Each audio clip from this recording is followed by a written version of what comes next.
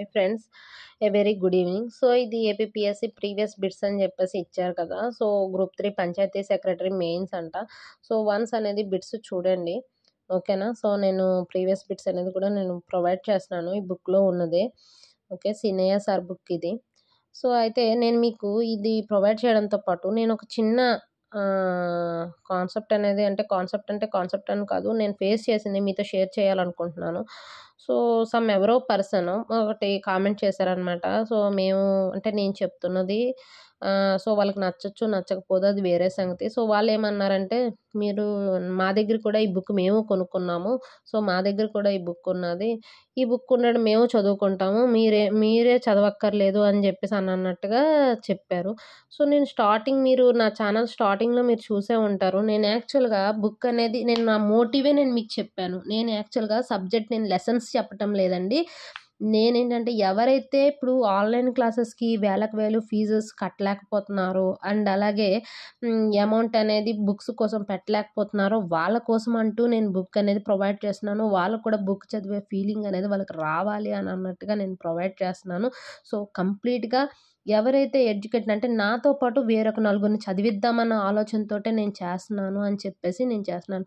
So మీకు నిజంగానే మీరు అన్నది కరెక్టే అవ్వచ్చు, మీ దగ్గర బుక్ ఉండొచ్చు, దెన్ వెల్ అండ్ గుడ్, వీళ్ళు చదువుకోండి. ఇప్పుడు నేను కాదని చెప్పలేదే, చదువుకోమనే చెప్తున్నాను.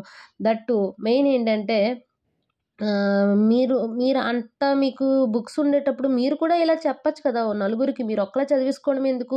మీరు ఒక్కలే చదివేసుకొని మీరు ఒక్క దగ్గర నాలెడ్జ్ ఎందుకు ఉంచుకోవాలి? అది 10 మందికి చెప్పుకోవచ్చు కదా. 10 మందికి చెప్తే వాళ్ళు కూడా మీతో పాటు చదువుకుంటారు కదా, వాళ్ళు కూడా నేర్చుకుంటారు కదా. మీరు ఒక్కలే నేర్చేసుకొని మీరు ఒక్కలే జాబ్ తెచ్చేసుకోవాల్సిన అవసరం ఏముంది? 10 మందిని చదివించండి, వాళ్ళకు కూడా ఎంతో కొంత నేర్పించండి, మీ చేతుల్లో ఉన్నదే కదా. సో అదెందుకు మీరు చేయలేకపోయారు? సో నేను నా థాట్లో నేను ఇలాగ ఆలోచించాను, నా వల్ల ఇంకో నలుగురు ఎవరైనా చదువుతారేమో అని చెప్పేసి. సో చదువుతున్నారు, సో చదువుకున్న వాళ్ళకి చదువుకుంటారు కదా, ఎవరికో ఒకరికి ఒక్కరికైనా ఉపయోగపడుతుంది కదా. సో ఆ రకంగా నేను ఆలోచించాను. ఓకే, అందులో తప్పైతే ఏం లేదు కదా నేను ఆలోచించే విషయంలోని. సో ఎంకరేజ్ చేసేవాళ్ళు చేస్తున్నారు, ఓకే. నిజంగా నా మీద నమ్మకంతో చేస్తున్న మీ అందరికీ కూడా నిజంగా చాలా చాలా థ్యాంక్స్. ఎంతోమంది చాలా బాగా రెస్పాండ్ అయ్యారు.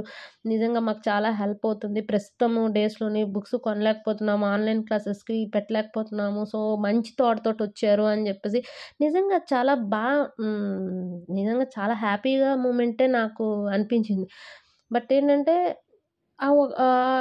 ఎవరో పెట్టారు, ఎవరో పర్సన్, నాకు ఐడియా కూడా లేదు. సో ఏంటంటే ఇండియన్ హిస్టరీ బుక్కే మా దగ్గర కూడా ఉంది. సో ఓకే, ఉండనియండమ్మా, పర్వాలేదు, తప్పులేదు. మీ దగ్గర ఉన్నా కూడా మీరు చదువుకోండి, మిమ్మల్ని వద్దని చెప్పలే కదా. నేను చెప్తుంది ఎవరి దగ్గర అయితే లేని వాళ్ళకున్నారో వాళ్ళ కోసమని నేను చెప్తున్నాను, ఓకేనా.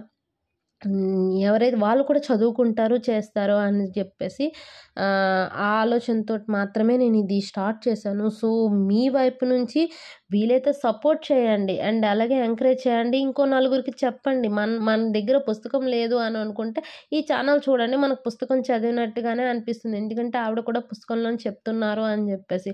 లెసన్ చెప్తున్నానని నేను చెప్పలేదు కదా, నేను పుస్తకం చూసే చెప్తున్నాను. అదే చెప్పండి, పుస్తకం చూసే చెప్తున్నారు అని చెప్పి.